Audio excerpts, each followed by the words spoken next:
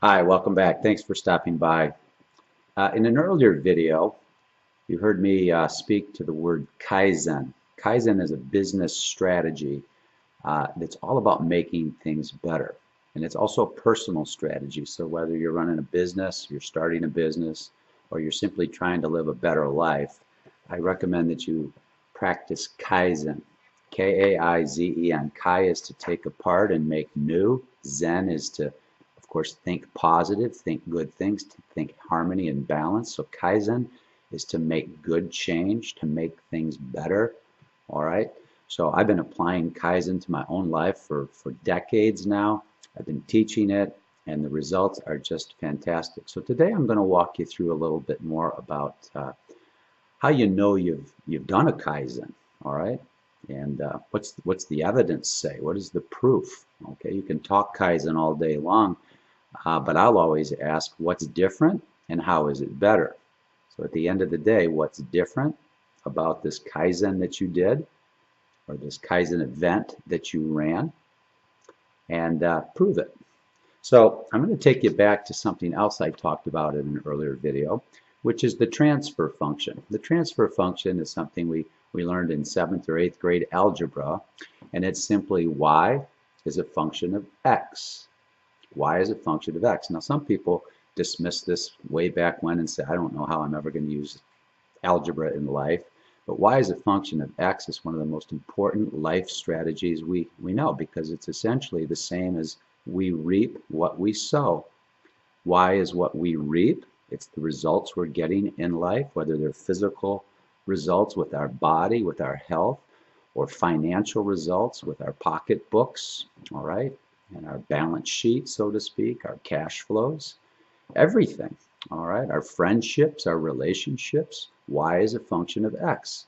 So with Kaizen, we pull out another tool that you've heard me talk about in other videos, which is called the IPO diagram, the input, process, output diagram.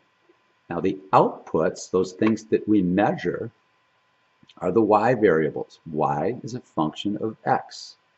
And the input variables are the x's. These are the things we eat. These are the things we think. These are the things we do, the inputs that lead to our outputs. So in a Kaizen, we examine what are the outputs we're getting today. What does our baseline measurement look like?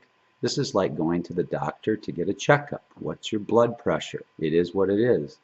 What's your blood sugar level? It is what it is. What's your cholesterol level? It is what it is. What's your body mass index? How much do you weigh? These are measures. These are outputs. In business, what's your cycle time? How long does it take to do whatever you do? All right. What's your right first time yield? What percent do you get right the first time?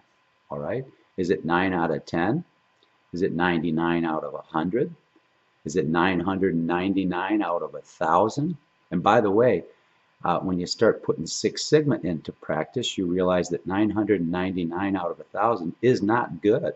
It's not bad, you might think, but it's nowhere close to Six Sigma. All right, Six Sigma is 999,996 and some change out of a million correct. It's amazing. All right, and I'll talk more in other videos about Six Sigma.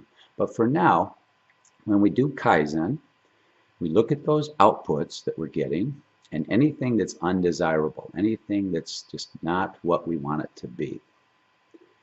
And then we look for the inputs. What are the inputs causing those outputs? And we discover what those are, and we dig into that, and then we make the changes to the x's, and we prove we've made an improvement by measuring the y's.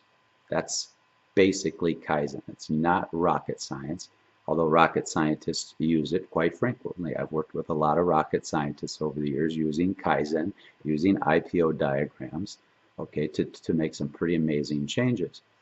But you can use these at home. What am I reaping?